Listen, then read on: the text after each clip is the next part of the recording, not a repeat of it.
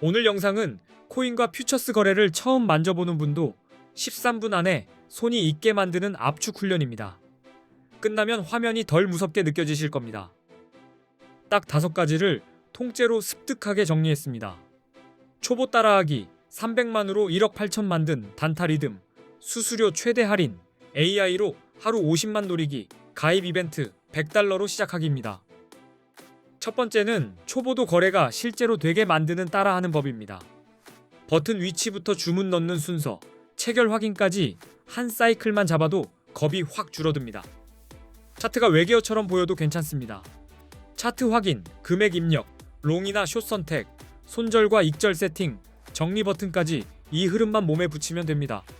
현물은 코인을 사서 들고 가는 방식이고 퓨처스는 방향을 거래하는 방식입니다.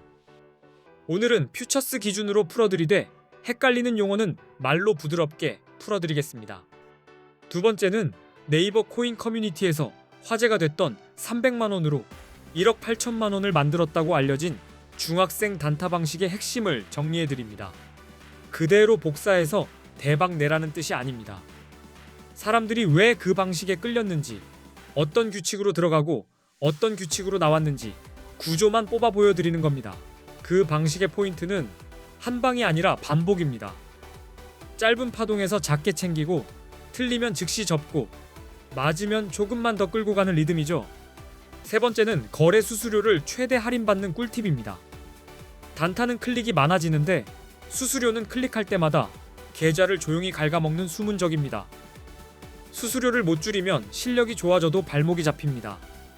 반대로 수수료를 줄이면 같은 매매를 해도 남는 돈이 달라지고 멘탈이 오래 버팁니다. 이 영상 고정 댓글에 수수료 최대 할인 적용 방법 링크를 정리해뒀습니다. 영상 끝나고 그대로 따라가시면 길 잃을 일이 없게 해놨습니다. 네 번째는 AI를 활용해 하루 50만원씩 매일 수익을 노리는 단타 방법입니다. 꿈 얘기가 아니라 판단 재료를 빠르게 모아 실수를 줄이는 방식입니다. AI는 대신 매매해주진 않습니다. 대신 뉴스, 흐름, 지표 상태를 순식간에 요약해줘서 내가 봐야 할 화면을 확 줄여줍니다. 그 시간 절약이 곧 돈입니다. 예를 들어 오늘 비트코인 이슈를 요약시키고 RSI와 MACD 상태를 같이 정리하면 감정이 끼어들 틈이 줄어들어 매매가 더 단정해집니다. 다섯 번째는 첫 거래 때 내 돈 입금 없이 가입 이벤트로 100달러를 받고 거래를 시작하는 방법입니다. 부담이 낮아야 연습을 오래 하고 연습이 쌓여야 실력이 붙습니다. 고정 댓글에는 100달러 받는 가입 방법도 함께 정리해뒀습니다. 수수료 할인과 100달러 이벤트가 한 번에 이어지게 해놨으니 솔직히 말씀드리면 이벤트로 받은 100달러로 바로 10억을 만드는 건 현실적으로 어렵습니다. 하지만 내 돈 없이 시장을 공부하는 실전 연습비로는 꽤 쓸만합니다. 그리고 레버리지를 활용해 타이밍이 잘 맞으면 소액이 몇백만원 단위로 커지는 그림도 나올 수 있습니다. 핵심은 크게가 아니라 정확하게입니다. 이제 왜 코인에 투자해야 하는지 아주 직관적으로 보여드리겠습니다. 말로 설득하는 게 아니라 숫자로 한 번에 납득시키는 방식입니다. 우리가 10년 전에 금, 주식, 코인, 부동산에 1000만원을 투자했다면 지금 그 1000만원이 얼마가 됐을까요? 이 비교가 머릿속을 정리해줍니다. 코스피 지수는 10년 전에 비해 약 2.66배 상승했습니다. 그래서 2016년에 1000만원을 지수 추종형 주식에 넣었다면 2026년엔 약 2660만원 정도입니다. 2016년에 1000만원으로 금을 사뒀다면 약 233.5g을 보유했을 것이고 2026년 기준으로 약 5160만원 정도가 됩니다. 2016년에 1000만원어치 서울 기준 아파트 가치를 보유했다면 2026년에는 약 2400만원 정도로 평가할 수 있습니다. 그런데 2016년에 1000만원어치 비트코인을 샀다면 2026년에는 약 26억원 이상이 되는 구간이 나옵니다. 숫자가 게임이 다르다고 말해줍니다. 이 내용만 봐도 우리는 바보가 아닌 이상 코인을 공부해야 한다는 사실을 인지하게 됩니다. 다만 무작정이 아니라 구조를 알고 들어가야 내 돈이 남습니다. 게다가 코인은 오를 때만 돈 버는 구조가 아닙니다. 오를 때는 롱에 베팅해 수익을 노리고 내릴 때는 숏에 베팅해 수익을 노릴 수 있습니다. 또 수익이 나도 세금 부담이 없거나 덜하다고 느끼는 분들도 있어 투자처로 매력적이라고들 말합니다. 그래서 관심이 더 뜨거워집니다. 그리고 해외 거래소에는 레버리지 기능이 있습니다. 국내 거래소에는 없거나 제한이 크지만 해외는 레버리지로 보유 금액보다 크게 베팅하는 구조가 가능합니다. 예를 들어 50만 원으로 레버리지 10배를 쓰면 5천만 원의 투자금을 운용하는 느낌으로 거래를 할 수 있습니다. 소액 투자자에게 이 차이는 큽니다. 30억 이상의 투자금을 가진 분이라면 레버리지 없이도 됩니다. 하지만 대부분은 작은 규모로 시작하니 레버리지 없이는 큰 수익 구간을 잡기 어려운 현실이 있습니다.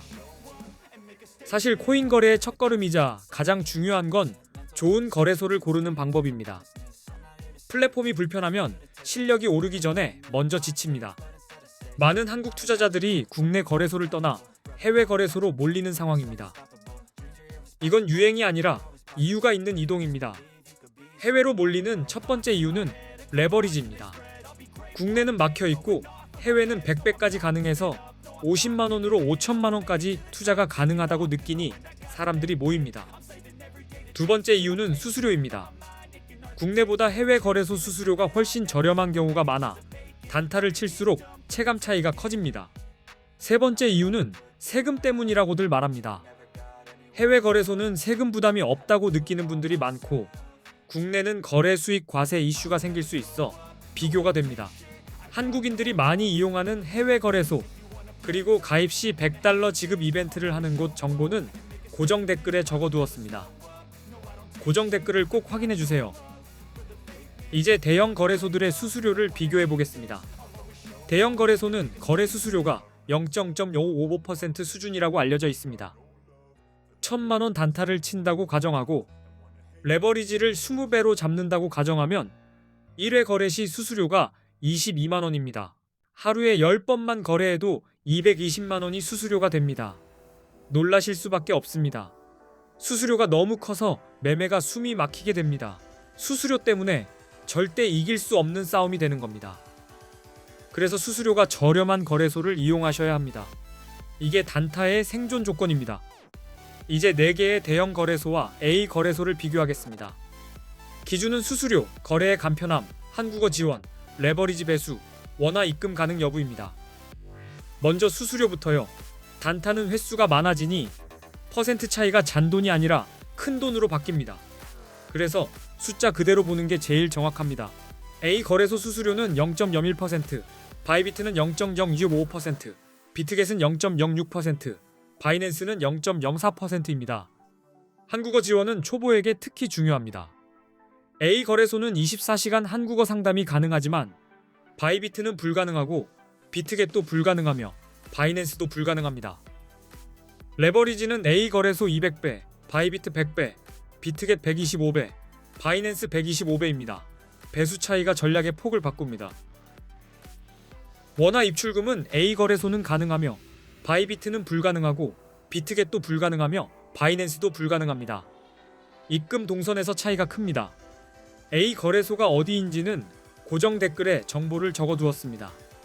여기서 헤매지 말고 고정 댓글부터 확인하시면 됩니다. 이제부터는 언제 롱을 잡고 언제 숏을 잡아야 하는지 설명드리겠습니다.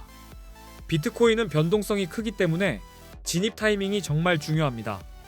롱 포지션은 가격이 오를 거라고 예상해 매수하는 겁니다. 쉽게 말해 상승에 베팅하는 거죠. 숏 포지션은 가격 하락에 베팅하는 포지션입니다.